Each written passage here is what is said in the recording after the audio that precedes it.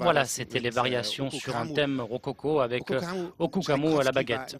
Okugamu, Tchaïkovski, lorsqu'il a écrit, composé cette œuvre, était profondément déprimé. Il faisait visiblement de découvrir qu'il était homosexuel, mais voulait néanmoins se marier, lutter contre lui-même. Et néanmoins, il a écrit une si belle musique à cette période. C'est typique de lui, ça?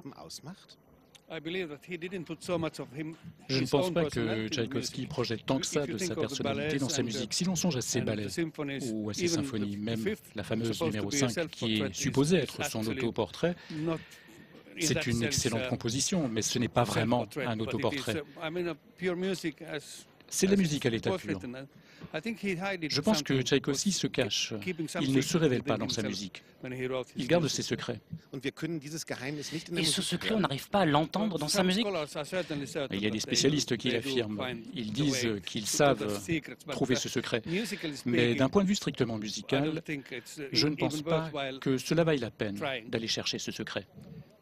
Est-ce que l'on entend vos secrets lorsque vous êtes à la baguette?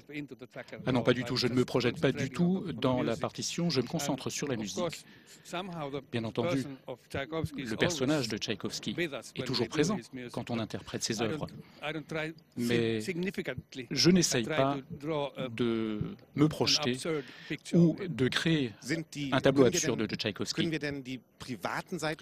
Est-ce que le côté personnel d'un compositeur ou d'un chef d'orchestre comme vous, on peut les deviner ou non? Je crois que nous autres, les musiciens, nous sommes toujours avec les autres musiciens. Quand on dirige Bruckner, il y a une grande unité entre musiciens qui dirigent et qui interprètent. Et Bruckner est au centre, non pas en tant que personne, mais en tant que musicien, en tant que compositeur. Chez Tchaïkovski, c'est visiblement différent. Vous avez apporté une partition. Jetons un coup d'œil. Qu'est-ce que vous y annotez? Vous regardez vos notes ou vous avez tout dans la tête? Alors je m'efforce de garder mes partitions aussi vierges que possible. Je déteste diriger des partitions pleines d'annotations. Normalement, je n'y écris rien, sauf très rarement, où je suis obligé d'être très rapide et où je mets une note ou deux. Ici, par exemple, le soliste fait beaucoup de rubato, donc il faut que je les note parce que je dois être très attentif. Mais en règle générale, j'essaie de garder mes partitions aussi vierges que possible. Ce n'est pas un gribouillage pour moi. Alors, nous venons de voir une partition littéralement vierge, aucune annotation, mais néanmoins, tout a fonctionné à merveille. Vous aviez tout dans la tête et c'était merveilleux. Merci beaucoup. Merci à vous. La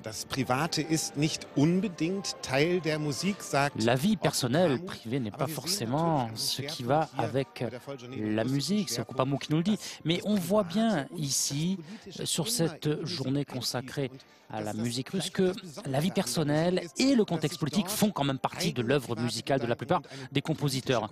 Et on retrouve toujours des connotations politiques dans cette forme d'expression qui n'a pas besoin de mots.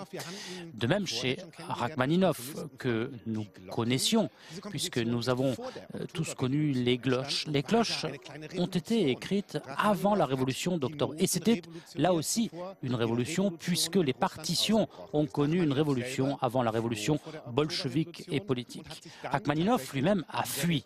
Et puis, a retrouvé une vie personnelle différente. Et c'est ce que nous allons entendre à présent. Andrei Korobeinikov et Yana Ivanilova qui chantent, qui est la soprane. Très bon concert.